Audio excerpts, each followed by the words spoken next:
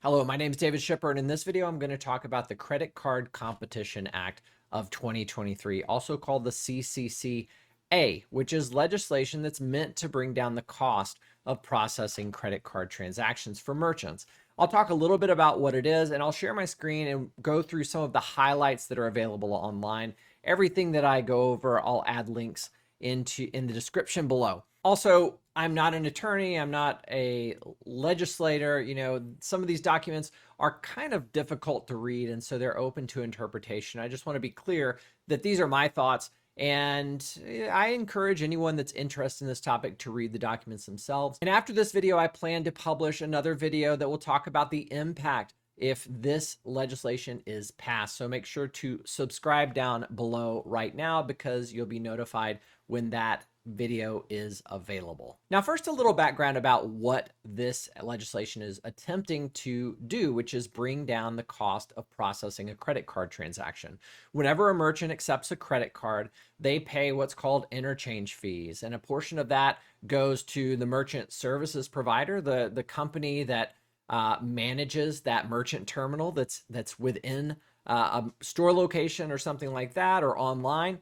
Some goes to the card network that is on the card that helps to process the transaction, and some goes to the financial institution that issued the card. And all of those players, everyone that touches that transaction, basically gets a little piece of that revenue. This legislation is aimed specifically, almost specifically, at what the card issuers will earn from this, because the card issuers get a portion that's set by the card network. And I know this is all very confusing, but basically the legislation is attempting to bring down the amount that the card issuer receives. It should be noted, though, that merchants that pay a flat fee for their card transactions, at 2.9% plus 10 cents for every transaction, will not receive any benefit from this. And also, the legislation, it won't impact card issuers that are less than $100 billion in assets. And that really is greater than 99% of card issuers, which are banks and credit unions,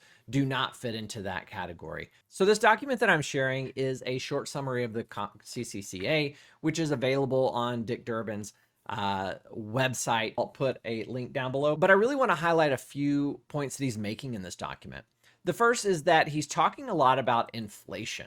And one of the things, if you have watched him speak, he says that the higher credit card interchange rates have caused inflation because it means that the cost of accepting a payment method is more expensive, and that gets passed on to the customer.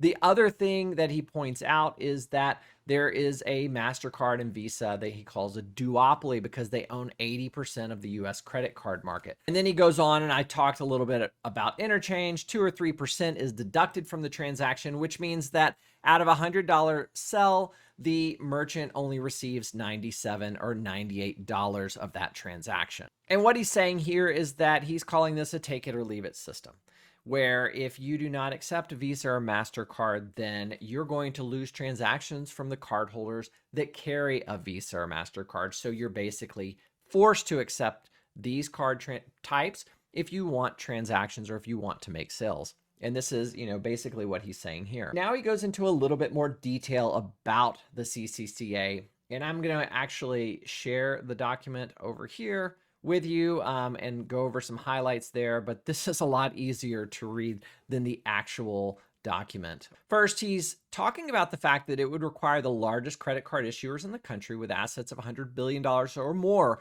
to enable at least 2 credit card networks on their credit cards instead of just one. And then he goes on to say that those cards must be something other than Visa and MasterCard. So if today you are a bank that falls into this category, you issue a Visa credit card, you will have to add another network to your card so that the merchant has a choice of where they route their transaction. To give an example, if you were issuing a Visa card, you could add maybe Discover to your card as well so that the merchant could process both of those, and they could look at that transaction and say, okay, for this particular transaction, Discover will be a less expensive option, so I'm going to route this transaction through Discover to have it approved. And then one more fact, which is a little bit different there was similar legislation passed for debit card 10 years or more ago that capped the amount that banks could earn from those cards. Certain banks,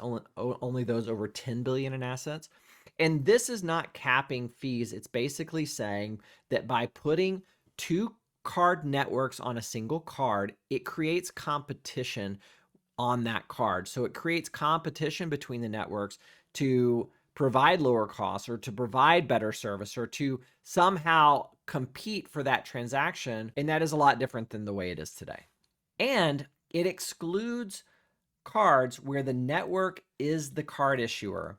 And it specifies here Discover and American Express. Now, this is important to note because if you have an American Express card, it's issued typically, there are some issued by banks, but it's issued by American Express, and Discover credit cards are issued by Discover.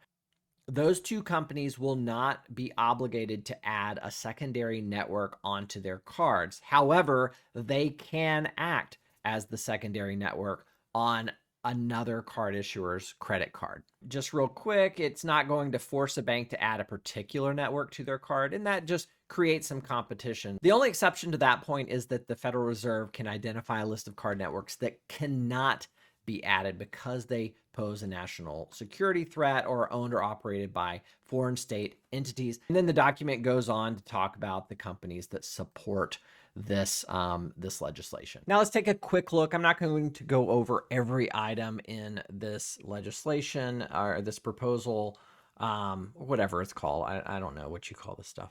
But I will note that it is sponsored by both Republicans and Democrats. This doesn't specifically say consumers or business. However, because it's tied to the Electronic Funds Transfer Act, I believe that all of these rules will only apply to consumer credit cards. So a commercial credit card or a business credit card probably will not be impacted by that. So the bill itself talks about a covered card issuer or payment network. And basically, this first section talks a little bit about what they can and cannot do. Really, what it's saying here in this section is that if you are a covered card issuer, you must have two credit card networks on your card.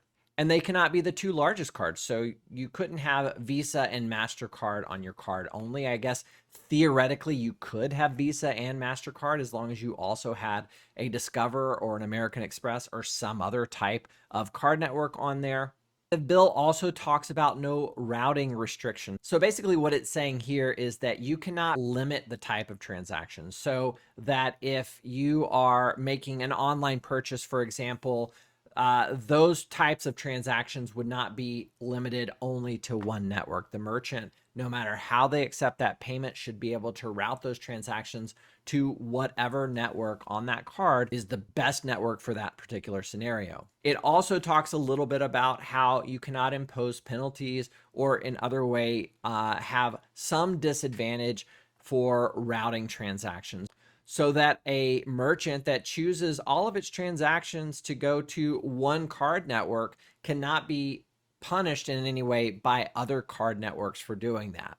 And also, a card network cannot punish an issuer for choosing a secondary network to have on their credit cards. And there also cannot be minimums. So a card network could not say, yes, you can have our logo on your card and process transactions, but you must process a certain number of transactions through the network. That is not an option under this legislation. And of course, I'm paraphrasing here. There's a lot of complexities written into this that are really, I guess, things that were learned from the debit card legislation, and they're applying those to this credit card legislation to fill as many holes or gaps as possible. And it goes on to clarify that credit cards issued in a three-party system are excluded. And it talked about in the other document that that's American Express and Discover, but it probably also includes private label credit cards, which are cards issued and only available for use at a specific merchant location. For example, the Kohl's card that can only be used at Kohl's is a private label credit card, and that is most likely excluded here because it's a closed loop credit card transaction. And those are the primary highlights. So if you think about the top 35 to 40 card issuers in the United States, their credit cards will have to add a secondary network. Now, in my other video, I'm going to talk about who will benefit from this, who will not benefit from this, and who actually might be harmed for this. You know, if you watch videos on this and you hear people talk, you're hearing things like, oh, credit card rewards are going to go away. I don't actually think that's going to happen. It will change things a little bit, but it's not going to just get rid of credit card rewards. Another thing that you might hear is that small businesses will benefit from this. And the truth is that small businesses, especially the very small businesses just starting out, they have agreements for credit cards that are flat fee. They're not going to pay anything different, even if a credit card transaction went to zero tomorrow. So go ahead and subscribe so that when that video is available, you'll be notified, because I'll go into a little bit more detail about who will be impacted, how they'll be impacted, and exactly what this means. What does it mean to have a secondary network on the credit card, and how is that supposed to bring prices down? I'll talk a little bit about that as well. Until next time, this is David Shipper. That's it. Just get me the Happy Meal with the chicken nuggets. I really just want the toy. And they have those little juice. Oh, hey, what are you still doing here, weirdo? Look, if you're still watching this, then that means that you either fell asleep or you liked what you saw. Either way, you need to subscribe. So I think there's a button around here somewhere. Click that button, subscribe, so you'll be notified when I publish new videos. Stay in.